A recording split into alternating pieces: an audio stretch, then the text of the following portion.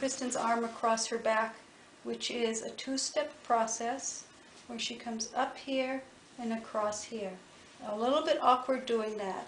Her arm comes up here, but I can feel some tension in it. There's a couple ways to reduce that tension. One of them looks like this. 1, 2, 3. I'm just taking her through a range of motion, taking the slack out, giving her good control. And then she comes up and over. Still a little bit of a jerk in there. The other one is the compression traction for the brachialis muscle. I'm looking for my... The brachialis muscle is an elbow flexor crossing the inside of the elbow joint. It attaches fairly high up on the humerus. It's a big muscle here, and then it attaches here on the ulna. When I push on it, it makes my elbow bend like that. Push. This is how I get into position, as if you're going to shake hands, but I'm farther up. Then this hand, I put 3 fingers here. The thumb lands on her elbow joint, the end of the ulna. This hand compresses on to secure. So the thumb here is applying pressure as I shorten the joint. And then my body is leaning away. As my hand pushes forward, my body comes back. If I were to lean forward like that, it becomes aggressive. If I lean back like that, it's a gentle move. With a gentle move, her body will receive the touch and respond more efficiently. Soothe. Good.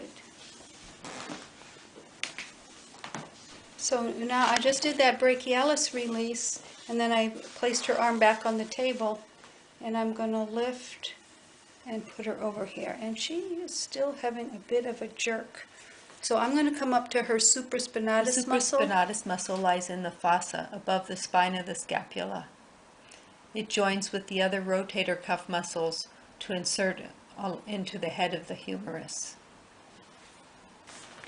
The supraspinatus muscle lies in the groove of the groove at the top of the scapula, and then it attaches over here onto the head of the humerus.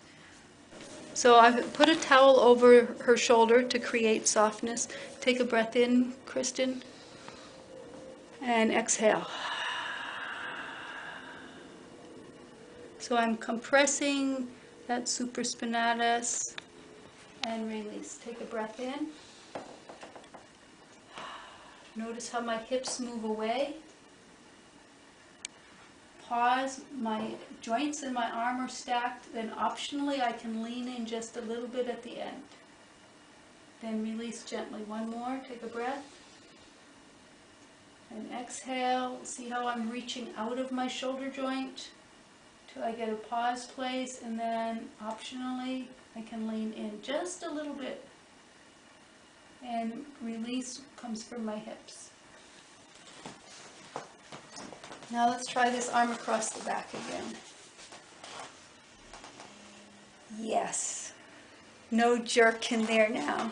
So that we worked on both brachialis and supraspinatus. So I'm going to lift her arm, step 1, cross it, move it across her back, step 2, and slide my hand under her elbow, step 3.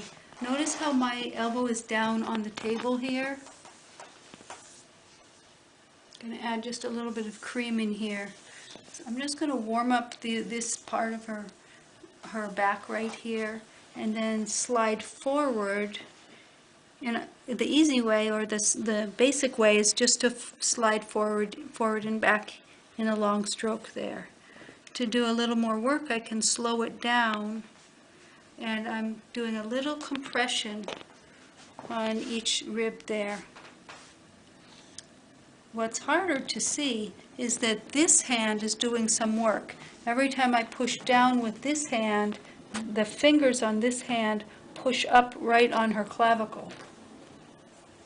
For the moment, I'm going to add the towel here. I add the towel to cut the oil. So when my fingers press up on her clavicle, it lifts her shoulder. And notice how I'm up over her body so that my pressure is coming straight down. My legs are straight. I can even, if I want to, go up on tiptoes so that I get over her. Notice also this hand stays relaxed. If this hand were to go like this, it would become more aggressive. But if I can keep this hand relaxed, then my elbow is softer and more specific. And the compressions are light, deep, deep pause. And it's in the pause that the work happens. So remember to pause.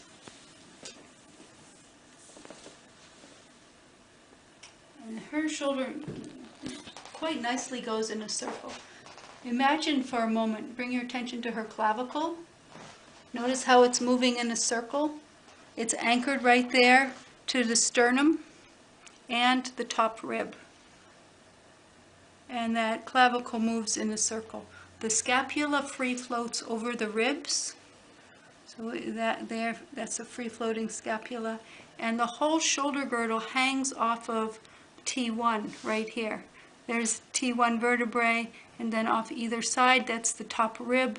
The top rib connects in with the sternum and the clavicles right there. So this spot right there is an anchor for the whole shoulder girdle, as well as T1 being an anchor. So when I do a move like this, I will often put my focus on T1 vertebrae and that intersection between the sternum, clavicle, and top ribs. Last thing here is a stretch move for the shoulder, in which you take the butt of your hand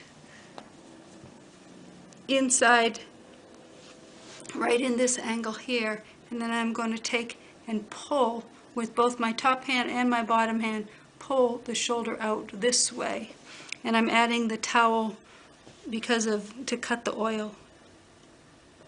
So I get a good grasp here and I lean back with my hips to give a stretch to the shoulder.